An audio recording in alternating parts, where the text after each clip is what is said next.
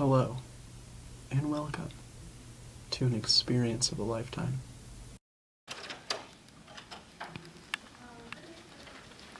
Oh no, what's her name?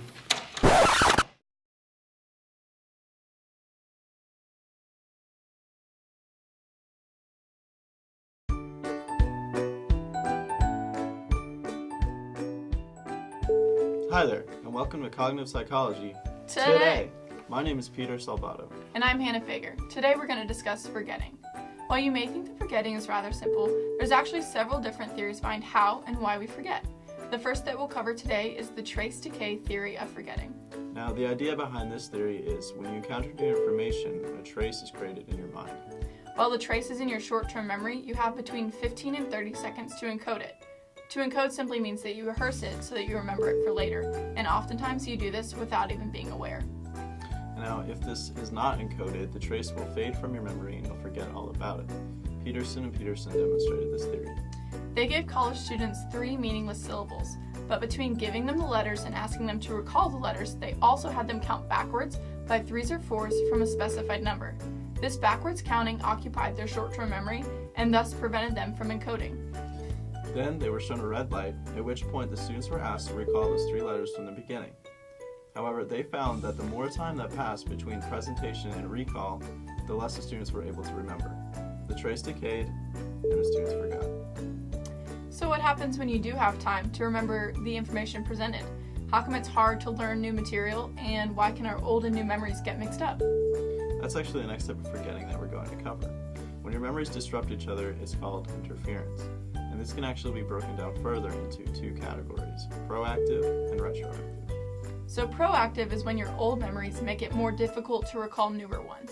Have you ever changed the password to your Facebook or your email, but then later you couldn't remember what your new password was?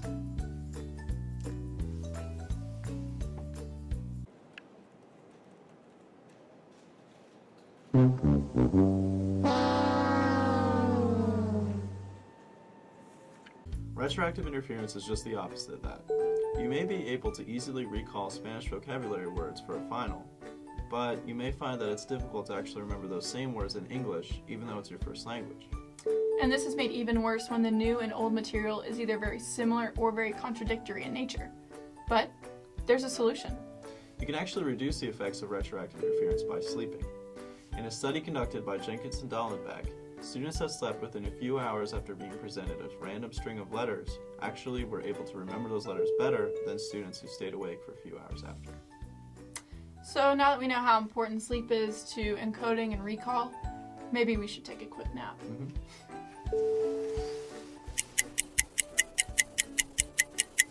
And hello again. We just have one more theory of forgetting to share with you today. This is the retrieval failure theory.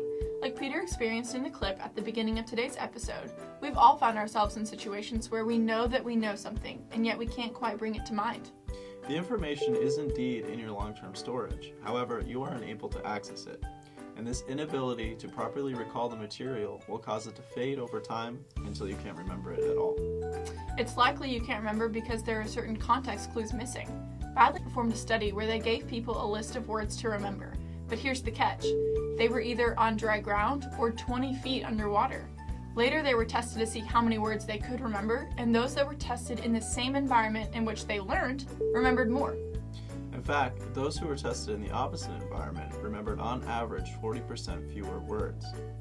Our memories are affected by our environments, both within and around us, as they provide valuable cues for us to better remember information stored in our long-term memory. That's all we have for you today. Now that you know, Don't forget, but thank you for joining us.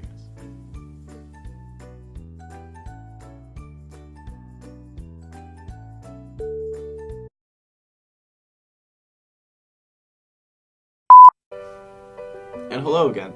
We just have one more theory of sharing to forget with you today. good gravy. Okay. Goodness gracious. Is indeed stored in your long-term storage. That's awkward. Work up.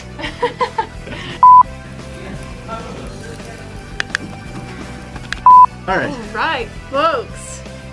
Woo! Round 2. Hi there. theories behind how and why we forget. Okay.